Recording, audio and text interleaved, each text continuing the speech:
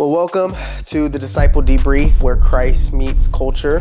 Something new, something exciting I think we're going to be doing, where we're going to have an opportunity to see what is going on today in modern culture, modern society, and bring a discipleship lens that is not only biblical, but is our actual perspectives of how we live our lives daily and how we're interpreting these things, because that's what we're called to do.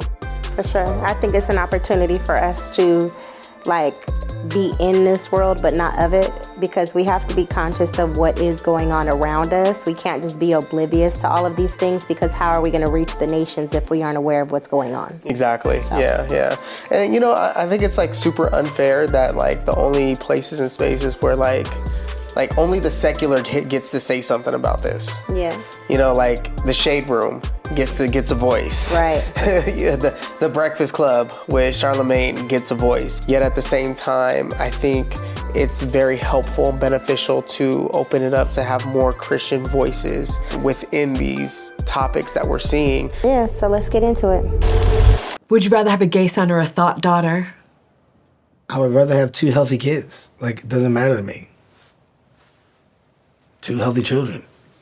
And the fact that you have to put them in those categories says a lot about who you are. Oh, no, don't you dare. No, I'm just telling you, I think the real problem is in the thinker, not the answerer. The thinker. Maybe you should just ponder on that for a second. So what would you rather have? I'm not answering that. You ain't finna set me up, sir. Nah, but that's the thing about the whole video of watching that. First of all, that's crazy work that you would even ask me a question like that about my kids, because at the end of the day, I feel like kids are off limit. What kind of question is that? I wonder why he was there. If I'm not mistaken, I know that he's got a Netflix comedy special on or something like that. So it's we're there to talk about that. And for her to bring up his kids is just wild. And that's not a question, because no matter which way he answered, he would have been wrong. He would have been judged. He would have been everything. So I'm going to stand on with Kevin Hart that says a lot about the thinker. In addition, what automatically comes to my mind is how we as believers have to be prepared and really take to heart 2 Timothy chapter 3, because it talks about what these last days will look like and what we should be aware of, and how we should be aware of how culture is going to set you up. So it's we have to make sure that when we say something, when we operate, when we're doing things, we have to look at it from the lens of people are going to start to say that things that are good are now evil and things that are evil are now good. And so we have to have enough wisdom of how to navigate these conversations and territory without trying to set me into a trap to say something to cancel me, because that's the cancel culture.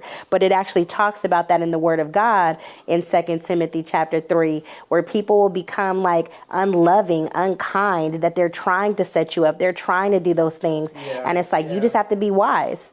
Don't come at me with that. What kind of question is that? Yeah. And I think it's so unfair, because it's so these are my only options. Right. My only options is to have a gay son or a Thot daughter, when it's my goal. So, and I'm thinking of him I'm the thinker. Do you not think or perceive that there's a possibility of having a healthy family? That part. Have you never experienced or been exposed to having a healthy family? Yeah. Is that not even in your repertoire? How do we go such on the air on the other side of where there's these only two negative options? Right. And even thinking of Kevin Hart's journey, he's been through divorce, right? He started a new family, a new nuclear family, so to speak. And so he has a blended family now.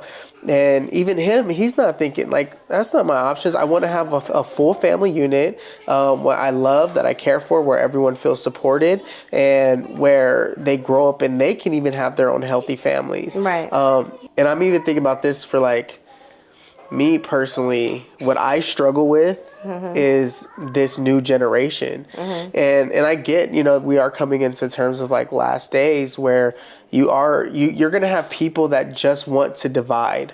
Yeah. You're going to have people who are only looking for to build their platform and to build their whatever it is that they're looking to build on the back of negativity. That they don't even see or care about positive. They just care about their own self benefit, you know. So it's a complete selfishness.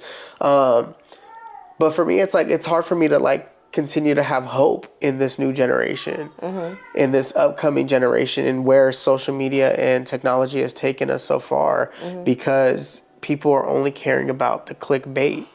You know, and I'll be honest, even for us in this platform, it's like trying to make sure we don't build it off of clickbait, but understanding that like that's what all people care about. And it's really sad because it's like people would rather click and listen to like, oh, would you rather have a thought daughter or a gay son? Like, oh, what do you say? What do you say? Rather than like, hey, you know, like, what do you do to make sure that you're raising two healthy, beautiful children in the midst of divorce while still caring for this new family system? How does that look like for you? People rather would listen to the negativity and having you pick or choose. See, he's homophobic because he doesn't want a gay son. Or, wow, he's not a good dad because he a thought daughter.